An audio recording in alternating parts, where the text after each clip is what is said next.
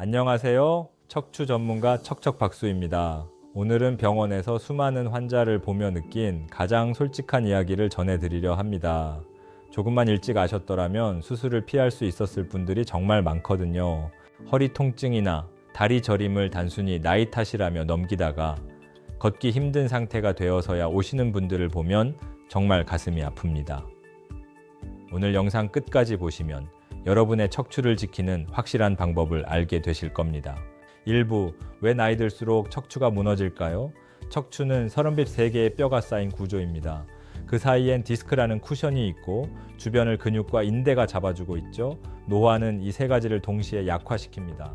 첫째, 디스크가 마릅니다. 젊을 때 수분이 80% 이상인 디스크는 50대를 넘기며 수분이 빠져 납작해집니다. 충격 흡수력이 떨어진 디스크가 신경을 건드리기 시작하는 것이죠.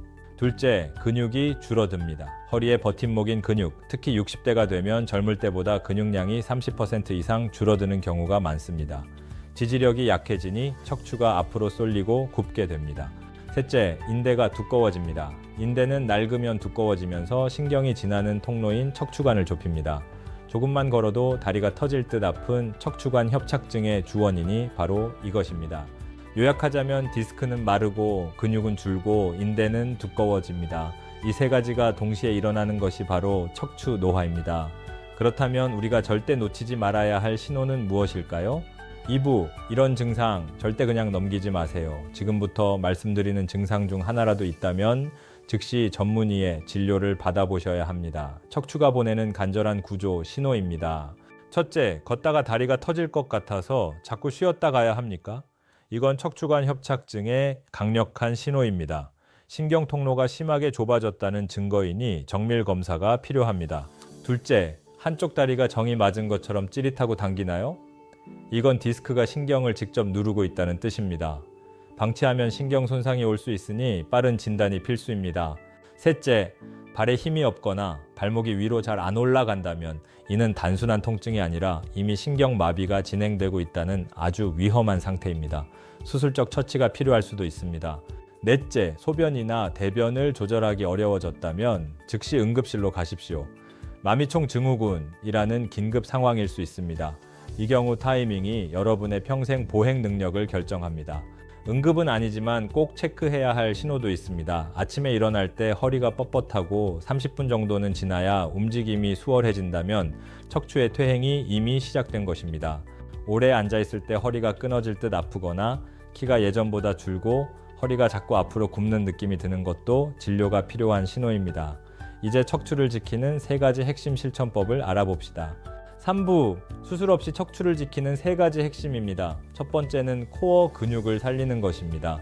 척추 기립근과 복횡근이 허리를 코르셋처럼 잡아줘야 디스크에 가해지는 부담이 줄어듭니다.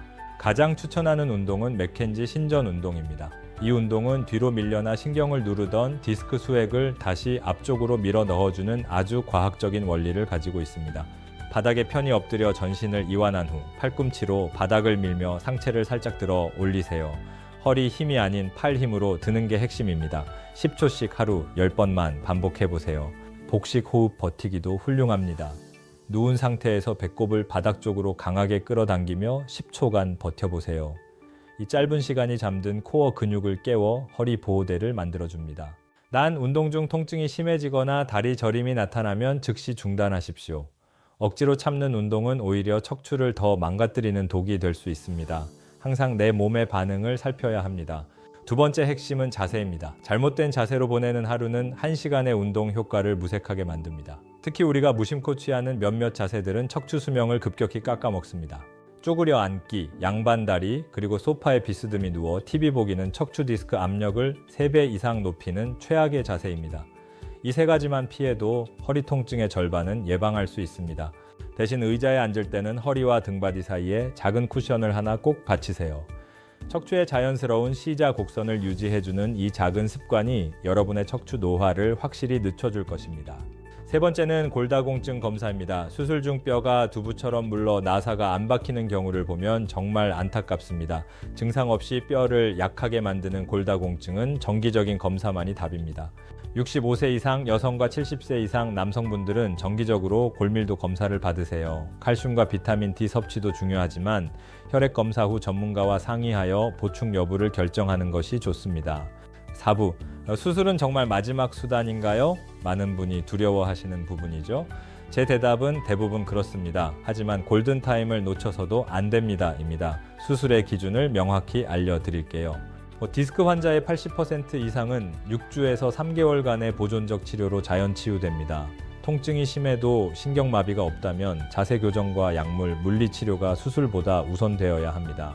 하지만 발가락 마비, 대소변 조절 장애가 나타나거나 6주 이상의 치료에도 일상생활이 불가능할 정도의 고통이 지속된다면 수술을 고려해야 합니다. 이땐 더 지체하는 것이 오히려 위험할 수 있습니다. 기억하십시오. MRI 사진에 디스크가 튀어나왔다고 다 수술하는 건 아닙니다. 60세 이상의 절반은 증상이 없어도 MRI에 이상이 보입니다. 치료 방향을 정하는 건 사진이 아니라 여러분의 실제 증상입니다. 수술 권유를 받았다면 다른 전문가의 의견을 한 번 더 들어보는 세컨드 오피니언을 구하세요.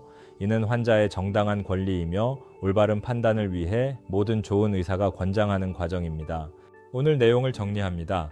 척추는 무너지는 데 20년이 걸렸지만 제대로 된 관리를 시작하면 회복하는 데는 6개월이면 충분합니다. 핵심은 오늘부터 당장 시작하는 것입니다. 지금 당장 허리 뒤에 작은 쿠션 하나만 받쳐보세요. 이 작은 시작이 여러분의 척추 수명을 바꿉니다. 구독과 좋아요로 건강한 척추 관리를 시작하세요. 오늘도 척추 건강한 하루 되십시오. 지금까지 척추 전문가 척척박수였습니다. 여러분의 허리가 꼿꼿해지는 그날까지 함께하겠습니다. 시청해주셔서 감사합니다. 건강하십시오.